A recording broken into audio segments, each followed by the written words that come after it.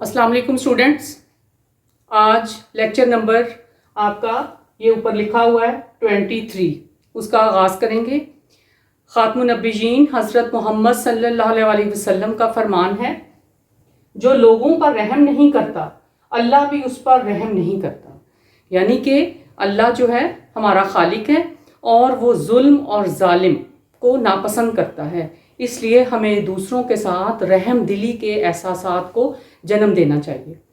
सबसे पहले आज हम अपनी तफ़हीम जो है इबारत नंबर 13 जो है उसका आगाज़ करेंगे। और बहुत ही ये स्टूडेंट्स आसान इबारत है, इसको 2 से 3 मरतबा आप ज़रूर पढ़िएगा। और फिर इसके सवालात जो हैं वो बुक में 4 दिए गए हैं और 5वां जो है एक अजाफी सवाल जो है वो मैं आपको करवाऊंगी, और यानी कि इसका उन्वान, कि इस इबारत का उन्वान क्या है। तो सबसे पहले सवाल नंबर 1 का जो जवाब है वो देखते हैं।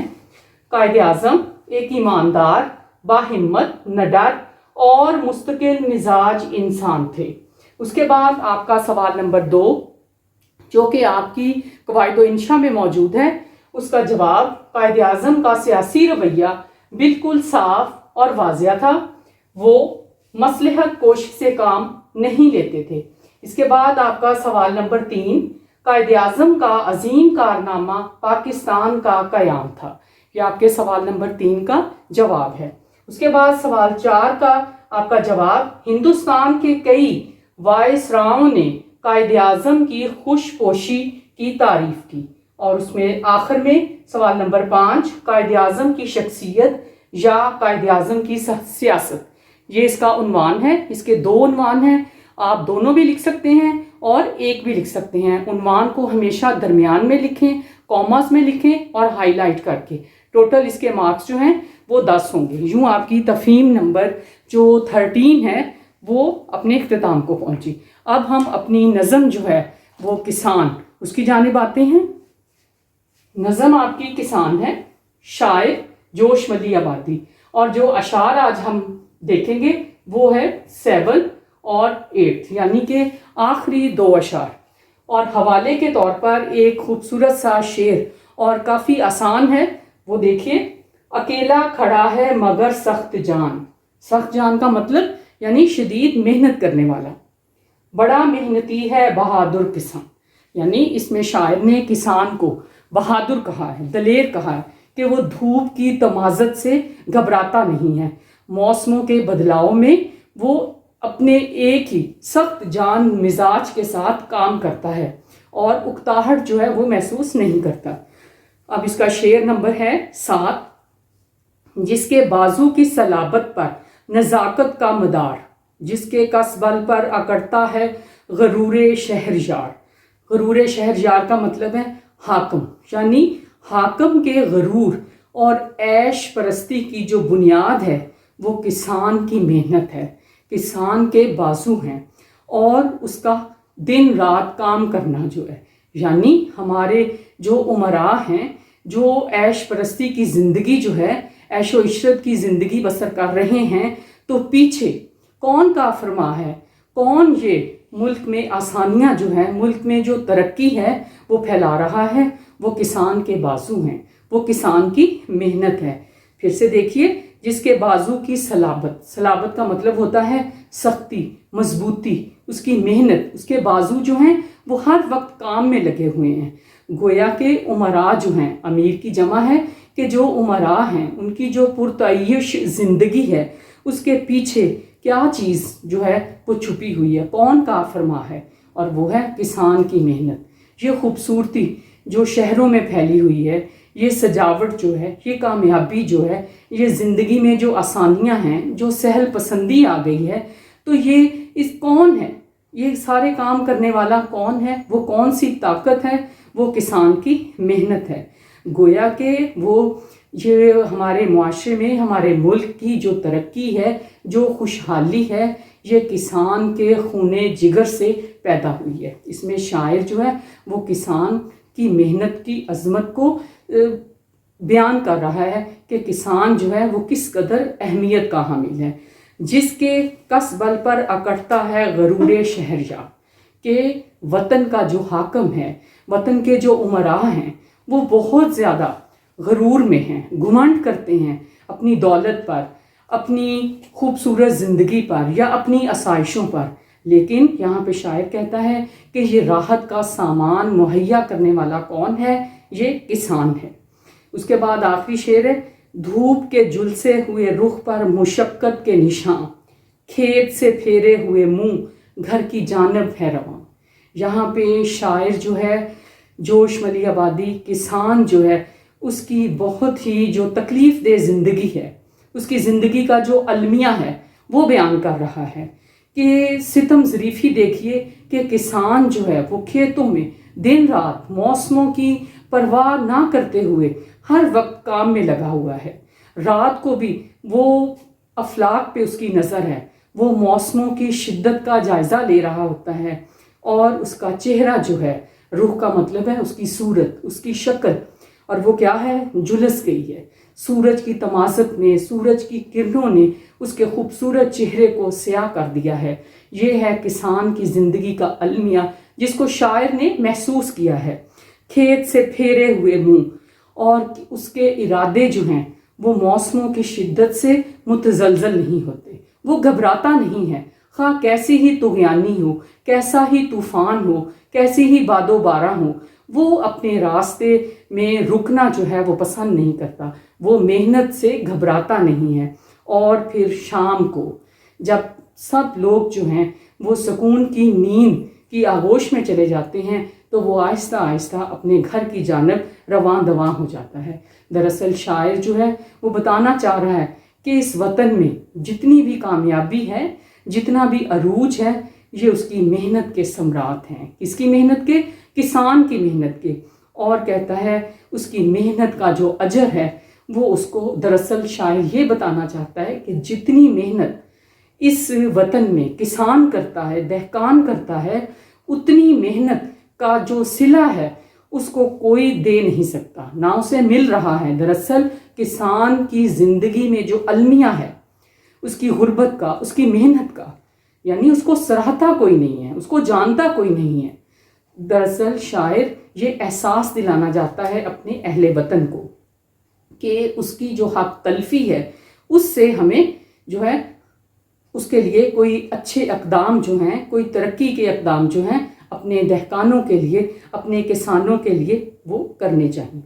یوں آپ کی یہ جو نظم ہے اپنے اختتام کو پہنچی. لاسٹ میں آپ بریکٹ میں دیکھو گے لکھا ہوا ہے شعلہ و شبنم، یعنی یہ نظم جو ہے یہ شاعر کی کتاب کا نام ہے. یہ آپ کو ایم سی کیوز آ سکتا ہے، اور شعلہ و شبنم میں سے یہ جو نظم ہے کسان، یہ لی گئی ہے. اب ہم اس کی مشق کی جانب چلتے ہیں. پہلا جو سوال ہے کہ کسان کی تحسین، تحسین کا مطلب ہے تعریف، کیسے کی ہے؟ نظم کے دوسرے شعر میں شاعر نے کسان کو ایک قوی انسان، ارتقاء کا پیشوا اور تہذیب کا پروردگار کہہ کر پکارا ہے. اس کے بعد ہے بے، جلوہ قدرت کا شاہد سے کون مراد ہے؟ شاہد کا مطلب ہے گواہ، کہ قدرت کے نظارے کا وہ گواہ ہے، اور اس سے مراد کیا ہے؟ جواب ہوگا جلوہ قدرت کا شاہد سے مراد کسان ہے. لفظ کسان کو آپ انورٹڈ کاماز میں لکھیں ہائی لائٹ کر کے. اس کے بعد آپ کا آتا ہے جیم. نبض خاک پر انگلیاں رہنے کا مطلب ہے کہ کسان کھیتوں میں محنت اور مشقت میں لگا رہتا ہے اور اپنے ہاتھوں سے زمین کو سیراب کرتا رہتا ہے، یعنی سیراب کا مطلب آبیاری کرنا. اس کے بعد ہے دال جزو. شاعر نے کسان کے گھر لوٹنے کی جو تصویر کشی کی ہے، یعنی جو بیان کیا ہے اس کو لکھیں. تو کسان دن بھر کھیتوں میں سخت محنت کرتا ہے، شدید گرمی اور لو کے باعث اس کا چہرہ جھلسا ہوتا ہے، مگر سکون کے ساتھ شام کو گھر لوٹتا ہے. اس کے بعد شاعر نے کسے ارتقاء کا پیشوا کہا ہے؟ اس کا جواب ہوگا کسان، یعنی شاعر نے ارتقاء کا پیشوا کسان کو کہا ہے. کسان کو آپ انورٹڈ کاماز میں لکھیں. نیکسٹ، کون سی قوتیں کسان سے سرنگوں رہتی ہیں؟ سرنگوں کا مطلب ہے جھکی ہوئی. تخریبی قوتیں کسان سے سرنگوں رہتی ہیں. اس کے بعد نیکسٹ، کھیت سے منہ پھیر کر کسان اپنے گھر کی جانب جاتا ہے، یعنی گھر کی جانب رواں دواں ہو جاتا ہے۔ اس کے بعد آپ کا آخری جو ہے کہ شاعر نے کون سی 5 باتوں کا یا 5 چیزوں کا ذکر کیا ہے لیکن نظم کے آخری شعر میں۔ تو سب سے پہلے ہے اسٹوڈنٹس دھوپ، پھر ہے رخ، مشقت، گھر اور کھیت۔ اس کے بعد ہے خالی جگہ جو کہ MCQs کی صورت میں آپ کو پیپر میں آ سکتی ہے۔ الف میں شاہد، بے جز میں خاک، جیم جز میں تہذیب اور دال جز میں غرور، اور لاسٹ جو ہے جزو ہے اس میں رخ آئے گا۔ اس کے بعد جوش نے کسان کی جو صفات بیان کی ہیں، صفات کا مطلب ہوتا ہے خوبیاں، صفت کی جمع ہے، صفت جو ہے وہ واحد ہے، صفات اس کی جمع ہے، ان کی فہرست بنائیں۔ یہ بھی آپ کو سوال جو ہے وہ 2 مارکس کا آ سکتا ہے۔ تو سب سے پہلے اس کی کون سی خوبی ہے کہ وہ جلوہ قدرت کا شاہد ہے، اس کے بعد حسن فطرت کا گواہ، پھر ارتقاء کا پیشوا، ماہ کا دل، تہذیب کا پروردگار اور ایک قوی انسان یعنی کہ کسان۔ اس کے بعد مذکر اور مؤنث کچھ الفاظ دیے گئے ہیں، آپ کو MCQs کی صورت میں آ سکتے ہیں، میں نے بورڈ پہ لکھے ہوئے ہیں، ان کو نوٹ کیجئے۔ مذکر میدان، سما، فاتح اور فلک۔ فلک جو ہے وہ آسمان کو کہتے ہیں۔ اب ہے مؤنث، اس میں ہوگا نظم، نسیم، شفق، فطرت، تہذیب اور دھوپ۔ یہ جو ہیں آپ کے مذکر اور مؤنث ہیں۔ اس کے بعد آپ کا ایک لاسٹ کویسچن ہے، وہ بھی اسٹوڈنٹس MCQs کی صورت میں ہوگا کہ کچھ الفاظ ہیں، کہتا ہے کہ اس میں ان کی صوتی مشابہت ہے۔ صوتی کا مطلب ہے یعنی ان کی آواز، یہ لفظ صوت سے نکلا ہے، صوت کا مطلب ہوتا ہے آواز، مشابہت یعنی ایک دوسرے سے ملنا، ایک جیسے ہونا، لیکن ان کے جو میننگ ہیں، ان کے جو معنی ہیں وہ ڈیفرنٹ ہیں، اور لیکن ان کی ساؤنڈ ایک جیسی ہے۔ مثلاً علم جو الف کے ساتھ ہے اس کا مطلب ہے دکھ، تکلیف، رنج، اور عین کے ساتھ علم کا مطلب ہے جھنڈا، اور باز کا مطلب ہے کچھ، اور بے الف با جو زے ساکن باز یعنی منع رہنا۔ پھر ہے پارا، پارا یعنی سپارہ، اور پارا جو الف کے ساتھ ہے اس کا مطلب ہے ٹکڑا یا حصہ۔ اس کے بعد روزہ، روزہ صوم کو کہتے ہیں، اور روزہ جو ہے وہ مزار بھی ہے۔ کاش ٹکڑے کو کہتے ہیں یعنی ٹکڑا، جیسے سیب کی ایک کاش یعنی سیب کا ایک ٹکڑا۔ اس کے بعد جو کاف الف کا یعنی کتاب والے کاف کے ساتھ جو کاش ہے وہ دراصل حرف تمنا ہے، یعنی کاش میں لاہور چلی جاتی، تو گویا یہ حرف تمنا ہے۔ اس کو آپ اچھے طریقے سے اسٹوڈنٹس انڈر لائن کریں، ان کے میننگ جو ہیں وہ بک کے اوپر ہی لکھیں کہ ہو سکتا ہے یہ آپ کو MCQs کی صورت میں اپنے آبجیکٹیو حصے میں پیپر میں آ جائیں۔ اس کے بعد پھر آپ کو لکھا ہوا ہے یہاں پہ کہ القاسب حبیب اللہ، حدیث ہے کہ محنت کرنے والا یا حلال روزی کمانے والا جو ہے وہ اللہ کا دوست ہے۔ تو اس کو حدیث کو اپنی اس کسان کی نظم جو ہے اس کے کسی بھی شعر کی تشریح میں حوالے کے طور پر ضرور شامل کیجئے۔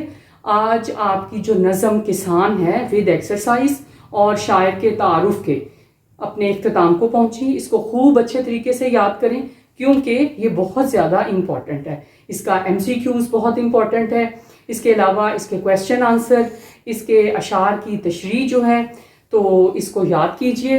اور نیکسٹ لیکچر میں انشاءاللہ ملاقات ہوگی ایک بہت ہی خوبصورت اور معنی خیز حدیث کے ساتھ۔ اپنا بہت خیال رکھیں، خدا حافظ۔